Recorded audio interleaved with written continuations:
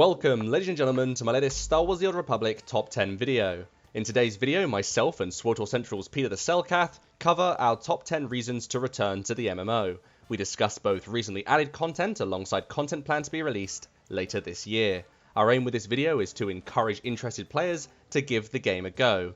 So if you're on the fence or perhaps a little hesitant to install, then this is the video for you. And with that said, sit back, relax, and I hope you enjoy yet another Star Wars The Old Republic video. Number 10.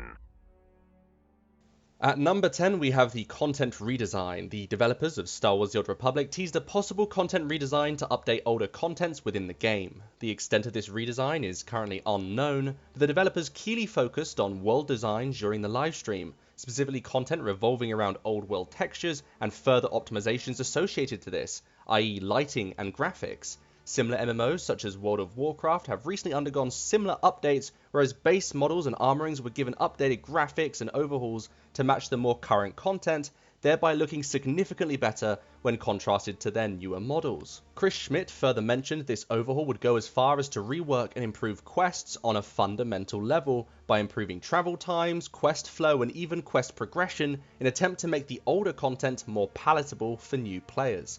Additionally, Swtor in the past has had overhauls with focus on textures, lighting, and other engine improvements to give the game a more vibrant and updated feel.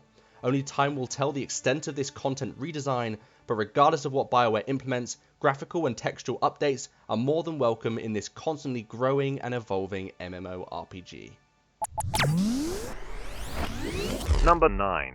For those of you returning to the game, players can now gamble on both Narshada and Meksha, with new rewards, quests, tokens, and cosmetics to collect. The developers have even installed the Emperor's Grace jackpot slot machine that offers a new mount, the Kingpin's Predator.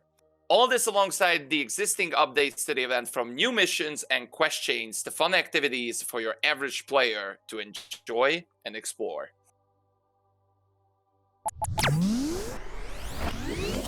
Number 8.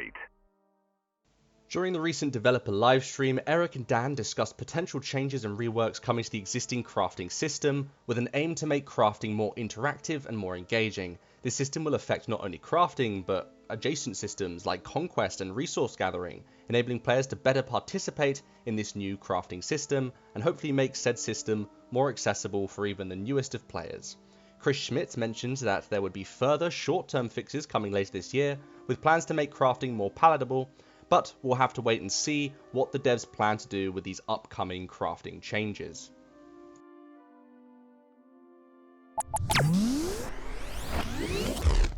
Number 7. The developers have discussed reworking amplifiers in the game. For those returning players who have not played since 6.0 and are yet to be introduced to the amplifiers, they are simply small stat bonuses that come added with your gear. Bonuses from these amps add up as players obtain more. These amps then enhance the way you play the game. They are by no means mandatory and don't provide significant stat boosts. Amplifiers also provide miscellaneous stats boosts, for example, crafting boosts, gathering boots, and even reduced travel costs. And for those of you who haven't played for a few years, we have loads of content for you. 5 new expansions, or not new, I would just some old ones. For example, Rise of the Hut Cartel, Shadow Revan, Knights of the Fallen Empire, and Knights of the Eternal Throne, and the latest one in 6.0, Onslaught, and more patches coming out in the game soon. Number 6.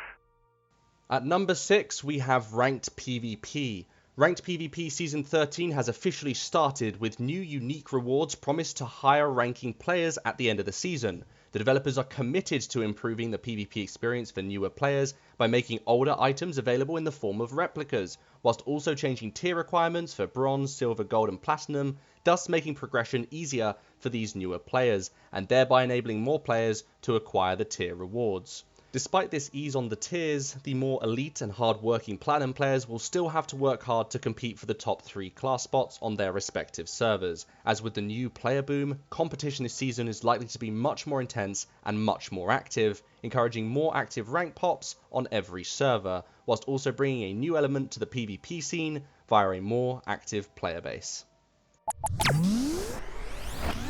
Number 5. Coming in patch 6.14, players will encounter the Feast of Prosperity event, a new collection of weekly and daily missions coming to Swtor in the form of a recurring fall event. Accompanying this event, players can earn achievements, titles, prestige, and reputation. Wish combating world bosses in an effort to obtain bountiful loot. This loot being ingredient for various recipes involving the event. Additionally, players will have access to the Reputation Gate storyline that can be accessed alongside your playthrough of the event, providing players with lots of interesting and fun content outside of the traditional leveling experience.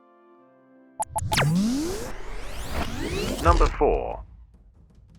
The runner-up on today's list is the new Flashpoint coming to Star Wars: The Old Republic. The developers mentioned in their recent livestream that a new Flashpoint was to be released, involving new and old characters around the Mandalorians. Little is known of these characters and their coming conflicts, but we can speculate Shae Vizsla, the current Mandalore, and the existing Mandalorians will be involved. Perhaps even some further clarification on the tragic tale of Mandalore the Vindicated, the former Mandalore who went missing after a conflict with some Skytroopers on Droman Cass, but only time will tell.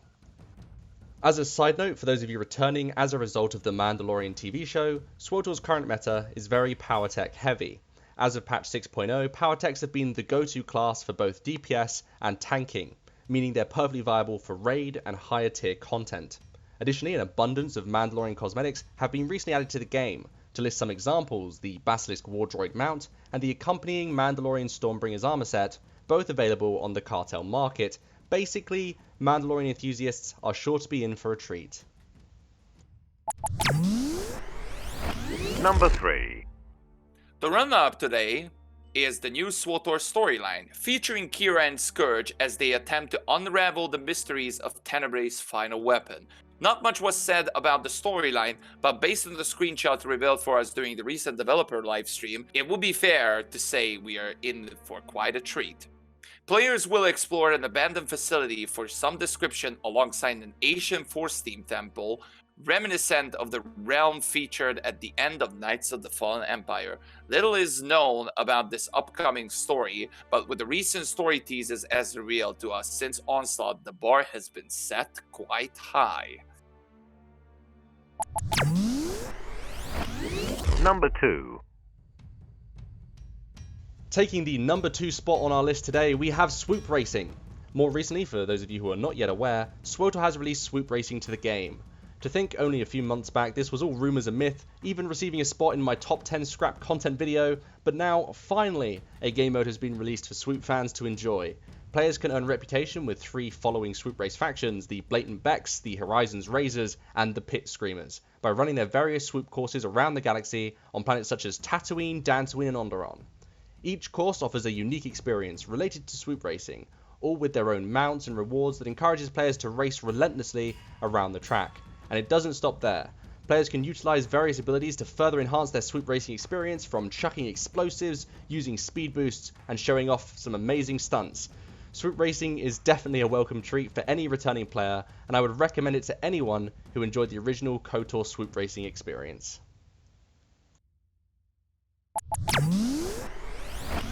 Number 1.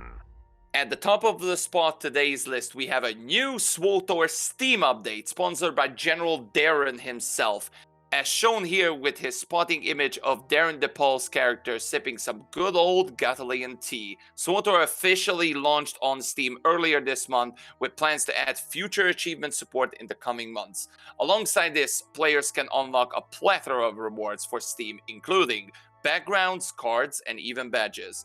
With the recent Steam launch as well, they put out tons of reviews as well. They received so many positive things in the game. If you haven't checked it out on Steam, now is the time to do it. With the newest update, fresh players can easily download the game from the Steam service and join the rest of the player base for all of this upcoming aforementioned content. We're looking forward to seeing you soon. Thank you for watching the video. I have a storm coming up, so Loronline, please sign me off.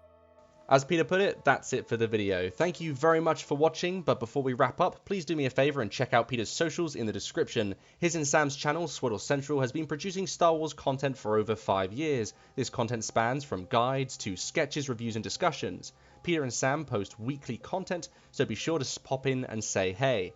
Furthermore, you can check out Peter on Twitch at Peter the Cellcath, which I have also linked in the description. As for me, I have a few more episodes of Law's Legendary playthrough coming out over the next few weeks, so be sure to keep an eye out. Furthermore, I have a roadmap on my Twitter if you'd like to keep up with the current content I produce. Again, thank you so much for watching, and I really hope you enjoyed, and I will see you all next time. Bye guys.